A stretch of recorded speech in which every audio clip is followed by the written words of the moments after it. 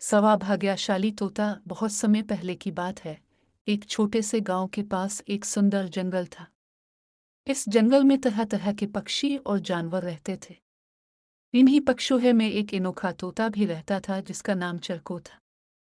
चरको को लोग सौभाग्यशाली तोता के नाम से जानते थे, क्योंकि जहां भी वो जाता वहां कोई ना कोई चमत्कार हो जाता, किसी की किस्मत बदल जाती। गांव के लोग मानते थे कि अगर चरको उनके घर आ जाए तो उनके जीवन में सुख और समृद्धि आ जाती है।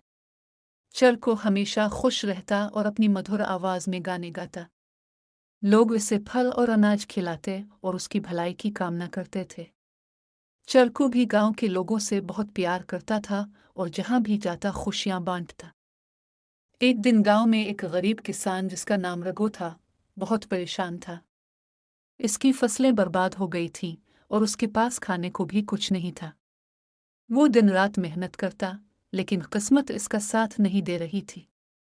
एक दिन रघु ने गांव के लोगों से चरकों के बारे में सुना और सोचा कि शायद ये सौभाग्यशाली तोता उसकी भी मदद कर सकता है। रघु ने तय किया कि वो चरकों से मिलकर अपनी किस्मत बदलने की विनती करेगा।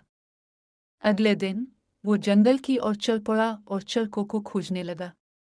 बहुत ढूंढने के बाद इसे चरको एक पेड़ की डाल पर बैठा हुआ मिला।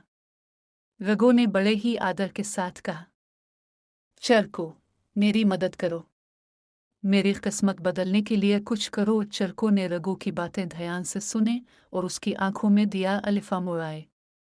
चरको ने अपनी चोंच में एक छोटी सी चमकती हुई पत्ती उठाई और रघु को देते हुए कहा, यह जादुई पत्ती है। इसे अपनी जेब में रख लो और जब तुम अपने खेत में काम करने जाओ तो ये पत्ती तुम्हारी किस्मत बदल देगी। रघु वो पत्ती लेकर अपने घर लौट आया। अगले दिन वो अपने खेत में काम करने के लिए गया। जैसे ही इसने खेत में जुताई शुरू की, अचानक बारिश होने लगी। इसकी सूखी जमीन नम हो गई और थोड़े ही समय में उसकी फसलें लहलहा उठी। रघु की मेहनत कामयाब हुई और उसकी किस्मत सच में बदल गई। अब रघु के पास भरपूर अनाज था और वो फिर से खुशहाल जीवन जीने लगा। उसने गांव के लोगों को चरकों की बुद्धि, धीमानी और उसके द्वारा रह दी गई जादुई पत्ती के बारे में बताया।